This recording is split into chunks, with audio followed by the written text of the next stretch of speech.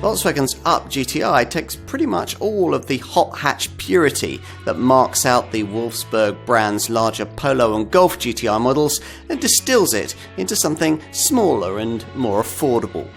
There's a perky 115 PS 3-cylinder 1-litre TSI turbo engine, agile handling, lightweight, and plenty of scope for personalisation. Sounds promising.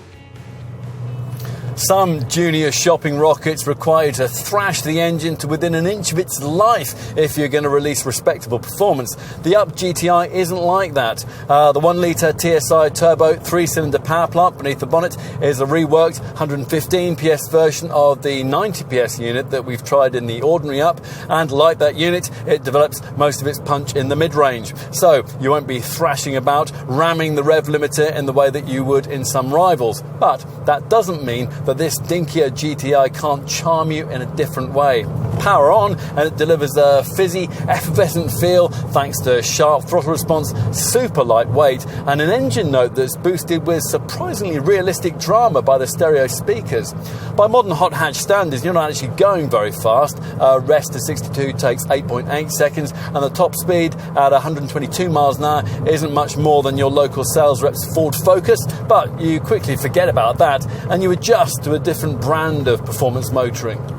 You learn to rely on momentum to urge you on from turn to turn, rather than wasteful bursts of planet-sapping power that you'd normally almost instantly scrub off again at the next bend.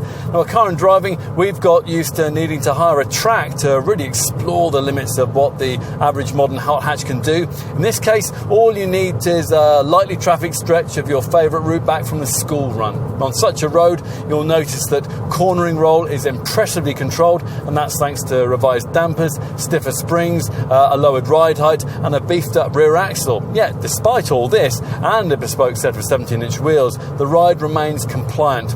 We would like a little more feel from the steering, but it's pleasantly direct. Our only significant issue lies with the gearbox. That was lifted pretty much straight from the ordinary UP. The shift ought to have been tuned in the spirit of this car, as it has been in some rivals. This Volkswagen's two key competitors, the Abarth 500 and the Renault Twingo GT, can't match its running cost efficiency though. This UP manages 58.9 mpg on the combined cycle and 110 grams per kilometre of CO2. Volkswagen has been making GTI models for nearly half a century now and has its own immediately distinctive way of subtly differentiating them. The bonnet badge is always bisected by a red stripe just below the GTI badge, and the matte black radiator grille is honeycomb patterned.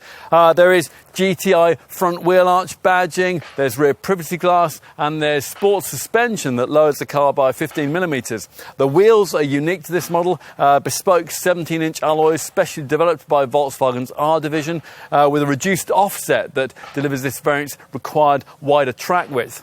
The brand also hopes you'll notice the beefier brake discs, which are visible between these shapely spokes. There's nothing that says hot hatch quite as strongly as a set of red calipers, is there?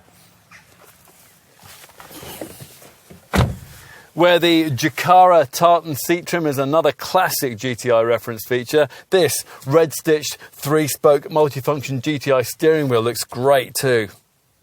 The infotainment system comes in a couple of parts, one of them provided by Volkswagen and the other supplied by you. VW's bit lies in the provision of this 5-inch composition colour screen. This display works in conjunction with this smartphone docking attachment that sits a touch uncomfortably above the central dashboard module.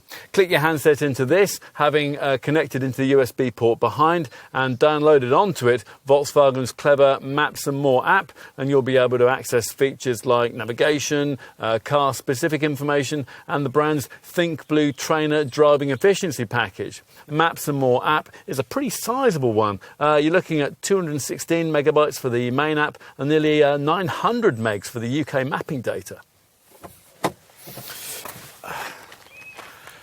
Let's take a seat in the back. Now, we can't really see why you wouldn't go for this 5-door model. It costs hardly any more, and it's obviously much more versatile.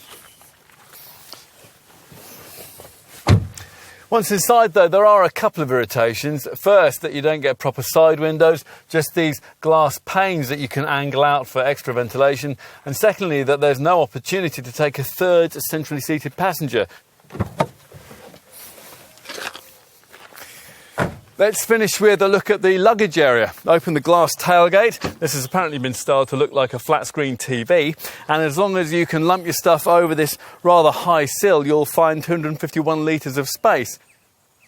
We can't imagine that Volkswagen will have very much trouble shifting as many UP GTI models as it can bring to these shores.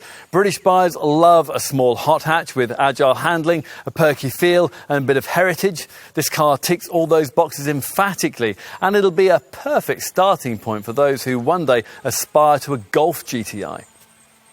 A quick hatch should be all about the smile it can paint across your face, and this Volkswagen's been engineered to deliver that, just as its Golf predecessor was.